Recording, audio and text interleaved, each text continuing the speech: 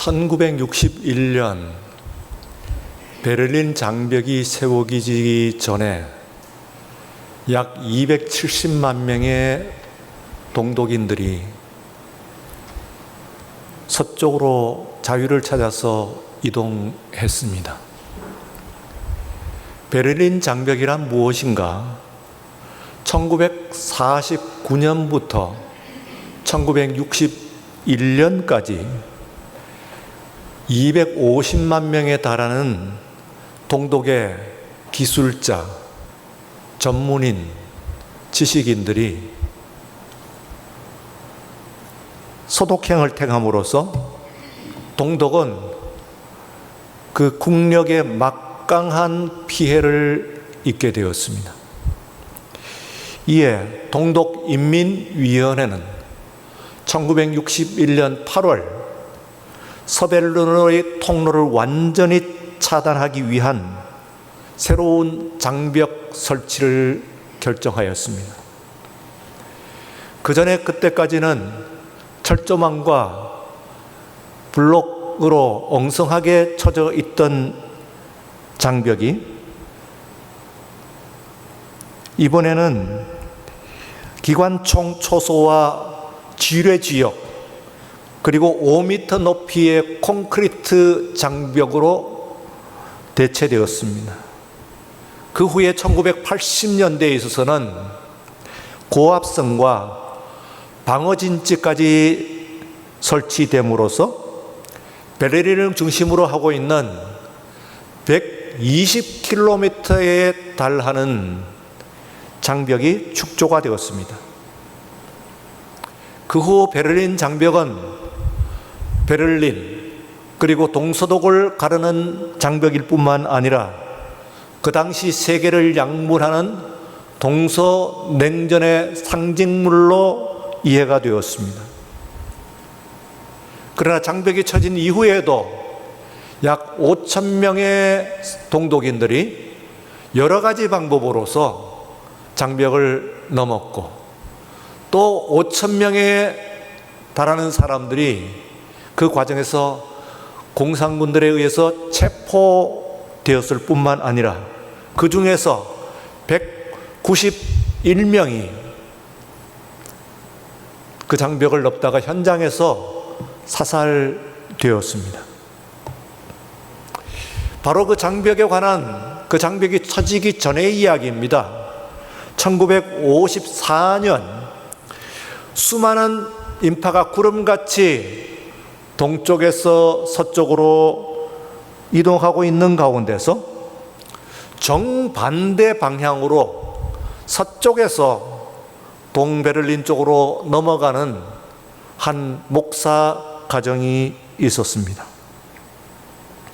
그는 함부르크 출신의 호르스트 카스너 목사 일행이었습니다. 젊은 목회자 부부였고 겨우 생후 6주 된 딸이 그 가슴에 안겨 있었습니다. 그 카스너 목사는 독일에서 안정된 생활을 하고 있었고 그리고 또한 그 어린아이를 안고 동독에서 살 집도 결정하지 아니하고 목회자로서 목회를 할 목회지도 결정하지 않은 채로 무작정 그 동독으로 넘어가는 것은 누가 보아도 무모하고 어리석은 일로 보였습니다.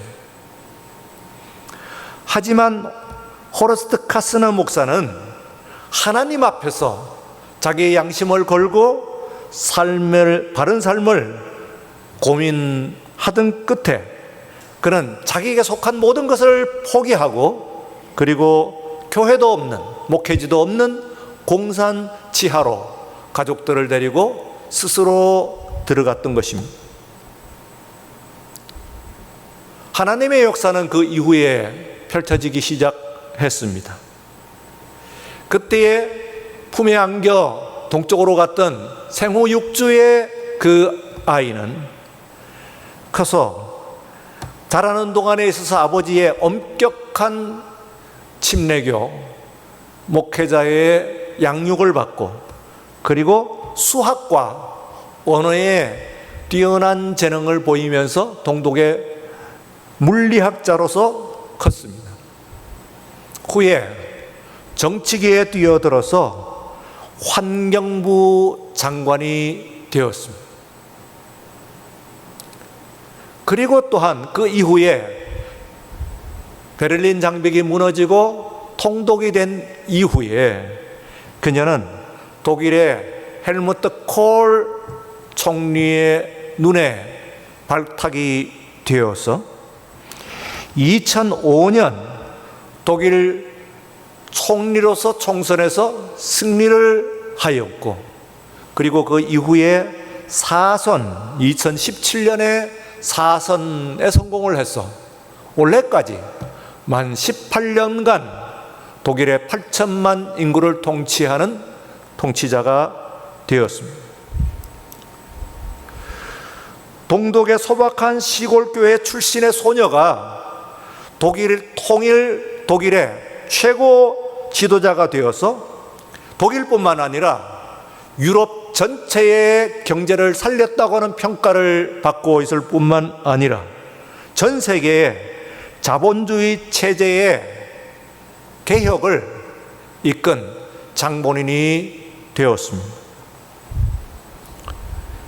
지난 4월 16일, 2021년 올해의 4월 16일입니다.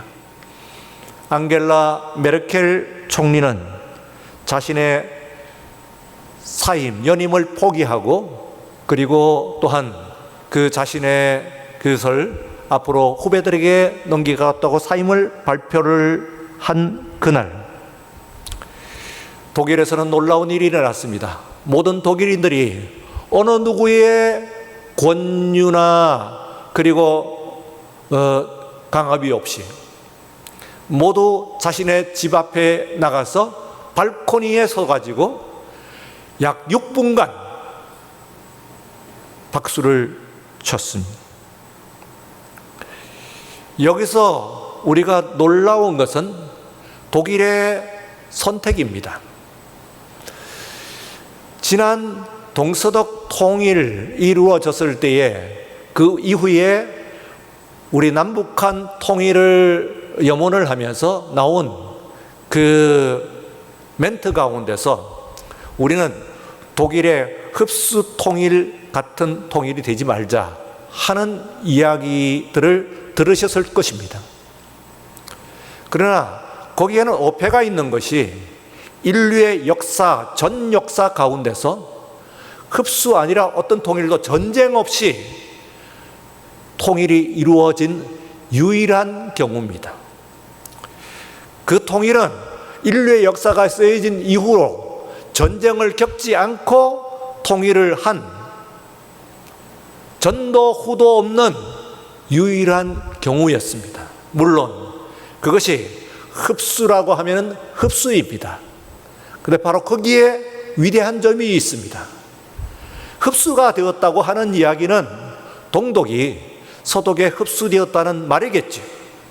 그렇다고 한다면 가장 예민한 권력을 동독 출신의 학자요 그리고 정치가에게 그 흡수한 주체인 서독이 맡겼다는 이야기입니다. 넘겼다는 뜻입니다. 바로 그 점에 있어서 독일의 국민들의 위대함, 메르켈 총리뿐만 아니라 넘어서 가지고 우리가 마지막 그녀에게 6분 안에 박수를 보내는 것과를 포함한 독일의 국민들의 위대함을 우리가 눈여겨보아야 할 것으로 생각을 합니다.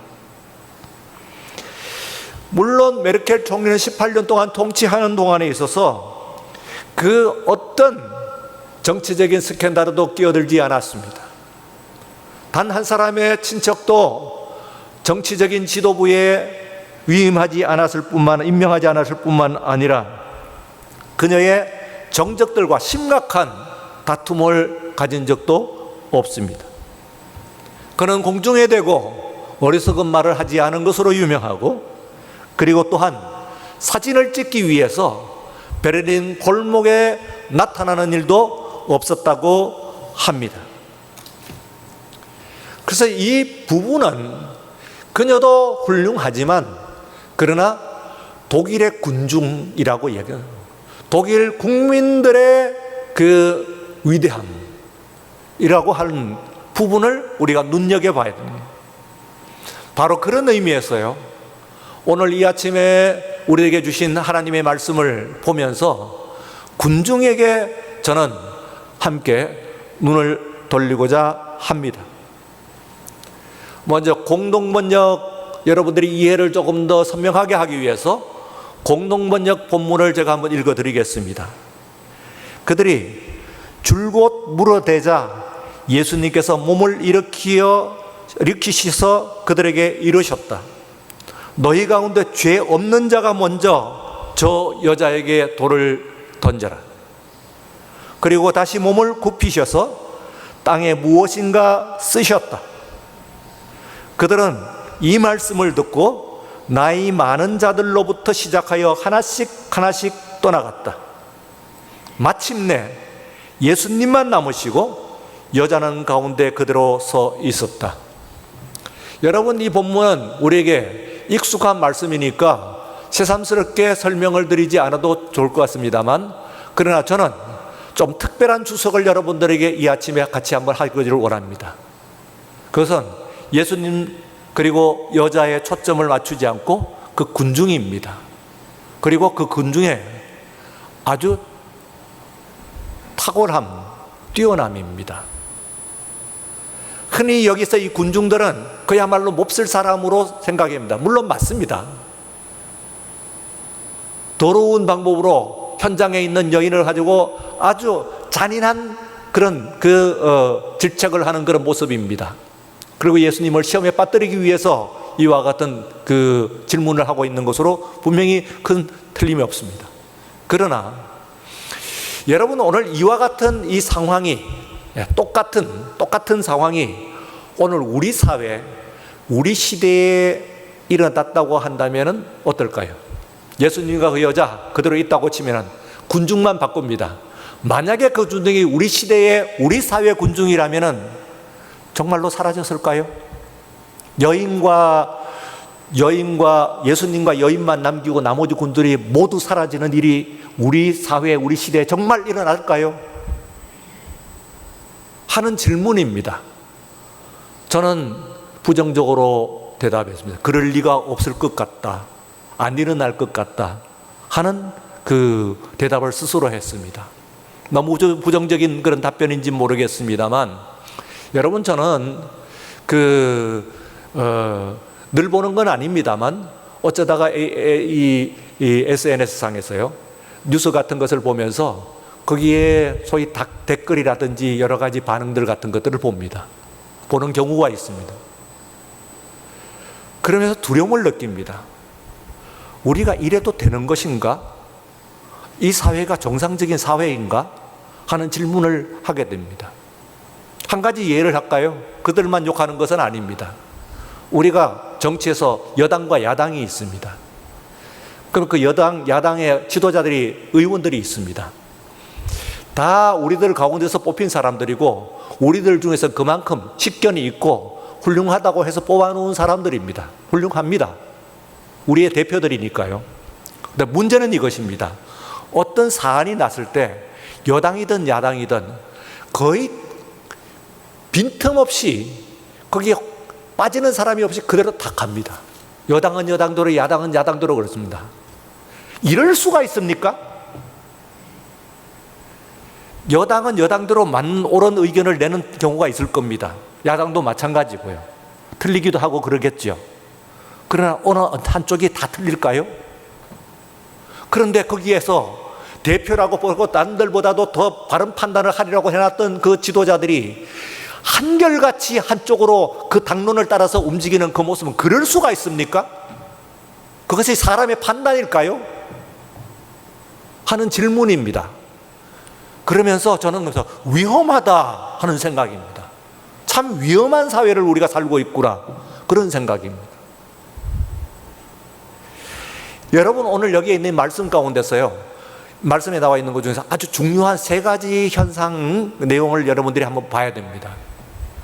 그 하나는 첫 번째는 나이 든 사람부터, 어른부터, 곧 늙은이부터 젊은 사람까지 나갔다는 거예요.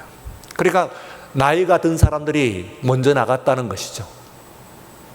이게 말하자면 경륜적 양심이라고 할 수가 있습니다. 경륜적 양심, 경험적 양심이죠.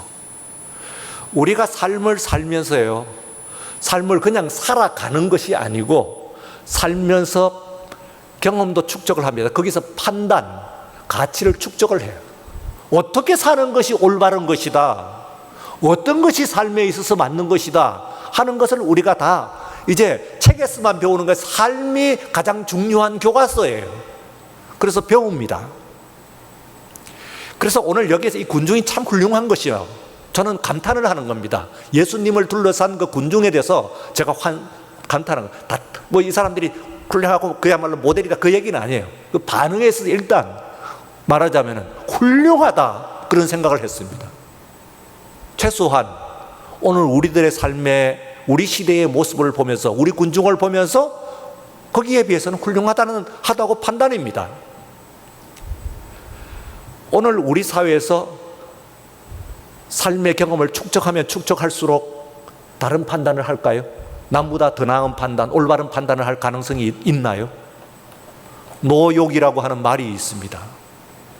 이제 얼마 남지 않은 삶을 통해서 더 누리려고 하고 빼앗기지 않으려고 하는 그런 모습 우리가 없습니까? 그것을 넘어서 가지고 모름지기 삶은 이래야 된다고 하는, 나이가 들면 들수록 맞는 판단을 하느냐 이 말입니다.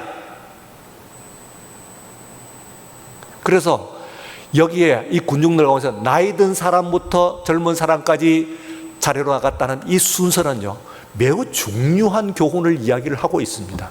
최소한 그때까지는 잘못됐다고 하더라도 이것 잘못됐구나 하고 판단을 더 산 사람들이 했다는 뜻입니다. 조금이라도 더 산 사람이 산 만큼 했다는 뜻입니다. 두 번째는요, 오늘 여기에 있는 이 군중이 참 뛰어난 탁월한 군중이라고 하는 것은 각각 나갔다는 거예요. individual consensus, 개인적 양심입니다. 개인적 양심. 양심의 단위가 개인이라는 거예요.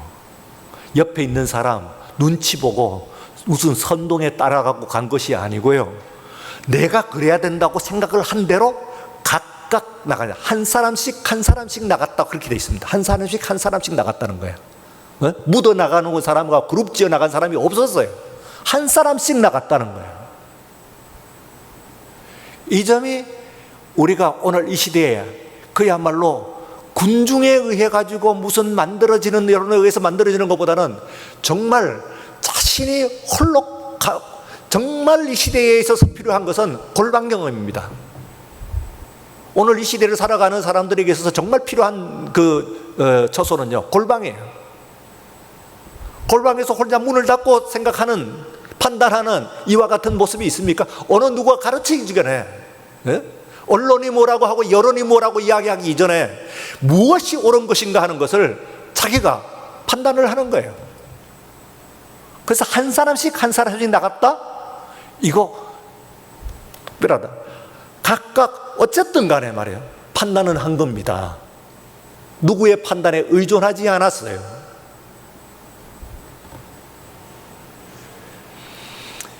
세 번째는요, 모두 떠나갔다는 거예요. 이게 제가 세 번째로 이 군중들에게 놀라는 부분입니다. 그렇게 다 떠나가는데 한두 사람은 남았다 그 말이 아니고요, 문제만 남기고 곧 위임을 했다는 뜻이거든요, 얼마간은. 그리고 모두 떠나갔다는 거예요. 그 자리에 아무도 없었다는 거예요. 공동적 양심이라고 하는 겁니다. 네? 우리가 양심이라고 하는 것을 한문으로 쓰면은요, 우리가 양심이라고 하는 것은 말 그대로 그겁니다. 선량한 마음이죠. 선한 마음, 좋은 마음이에요. 근데 영어뿐만 아니라 라틴어 어원을 두고 있는데요, 유럽어는 달라요. 조금 다르게 이해를 해요. 양심은 conscience 이렇게 되어 있습니다. conscience 할 때 이 con 하는 말은 함께라는 뜻이고, 그 다음에 뒤에서 사이언스라고 하는 말이 있었어요. 콘사이언스. 사이언스 하는 말은 과학이라고도 번역이 되고 지식이라고 표현이 되는 겁니다. 그래서 컨션스 하는 말은 함께 갖는 지식이에요. 공통적인 알물 컨션스라고 그래요. 그러면은 선량한 마음하고는 조금 가르치는 게 다릅니다. 다른 사람들과 함께 이게 그래야 된다, 모름지기 사람이라면 그래야 된다 하는 공통적인 선에 대한 의식이 있었다, 그런 얘기입니다.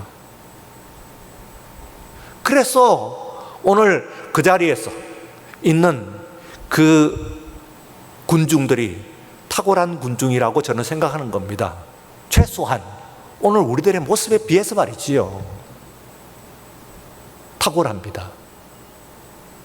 이 현상이 일어날까요? 오늘 우리 시대에 일어날까요? 말씀드렸다시피 독일입니다. 그들이 히틀러, 나치 그 혼자 했겠어요? 같이 했겠지. 그러나 우리는 흔히 일본과 독일의 전후의 태도를 비교를 합니다. 그거 운에서 앞에 있는 메르켈만 했겠어요? 아닙니다. 독일 국민이 한 거예요. 같이 한 겁니다. 각각 한 것입니다. 경험을 가지고 이야기한 겁니다. 그 사람들이. 그 점에 있어서 최소한 그들이 그야말로 씻을 수 없는 과오를 저지른 민족이긴 하지만, 그와 같은 역사는 가지고 있긴 하지만, 그래도 독일 국민을 바라보는 세상의 눈이 그렇게 나쁘지 않습니다. 타임지, The Person of the Year, 올해의 인물이라고 그녀를 추켜 세웠습니다. 포브스, 이 시대에 가장 영향력 있는 여인 1위로 그녀를 꼽았습니다.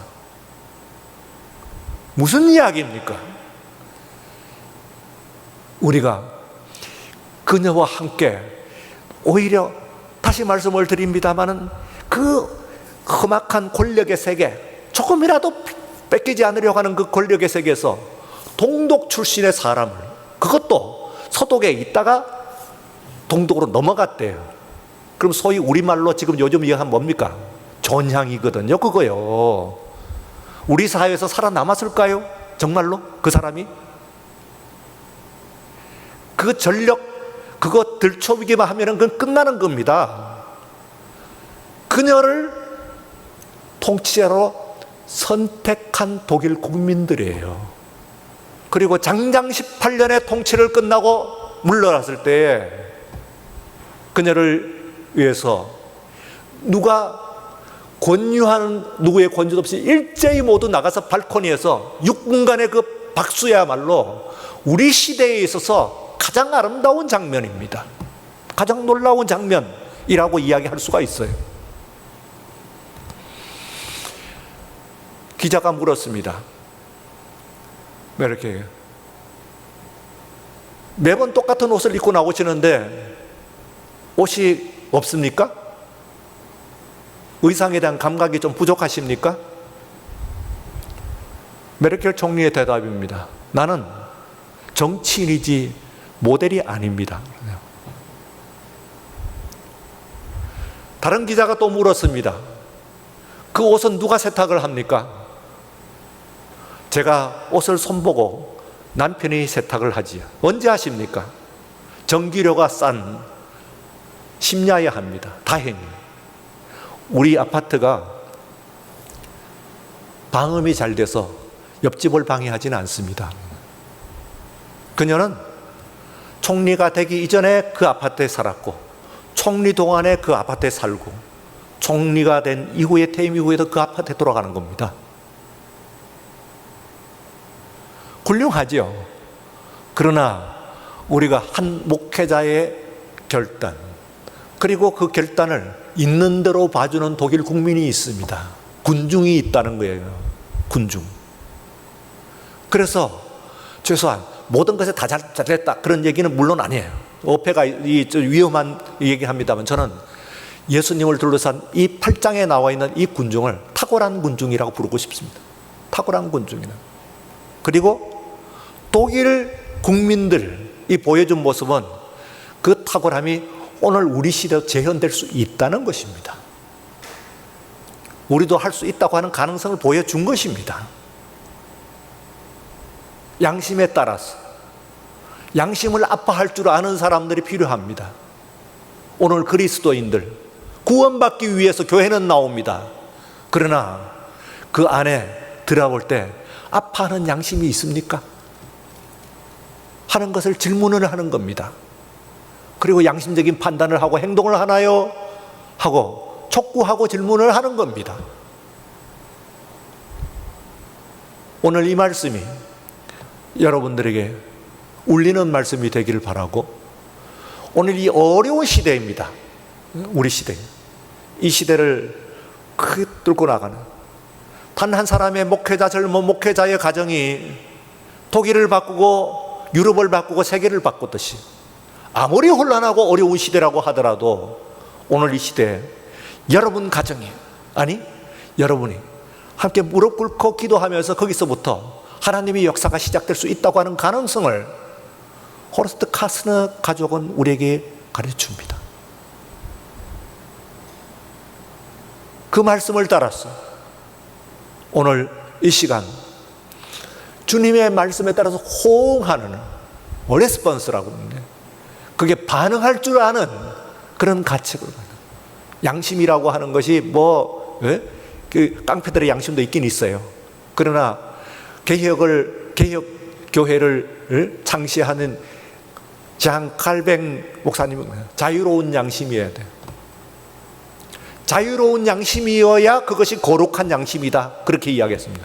자유롭지 않으면 거룩하지 않아요. 심지어는 구원도 억압에 의해서 구원되면 구원이 아니라는 거예요. 그 얘기는요, 중요한 질문입니다.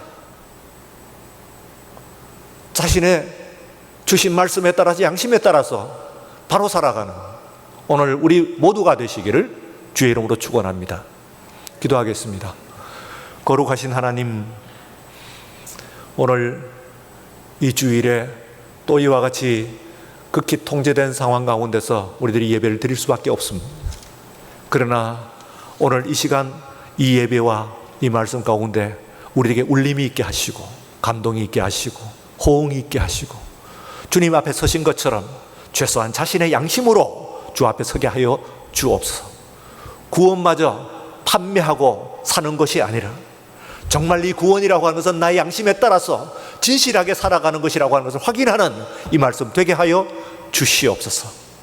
어려운 상황 가운데 기도하고 예배드리는 온 성도들을 불쌍히 여겨주셔서 말씀으로 위로하게 하시고, 또한 그러나 더욱 힘있게 그들을 움직이고 역사하는 말씀이 될 수 있도록 축복하여 주시옵기를 간절히 바라옵고 감사하며 예수님 이름으로 기도드리옵나이다. 아멘.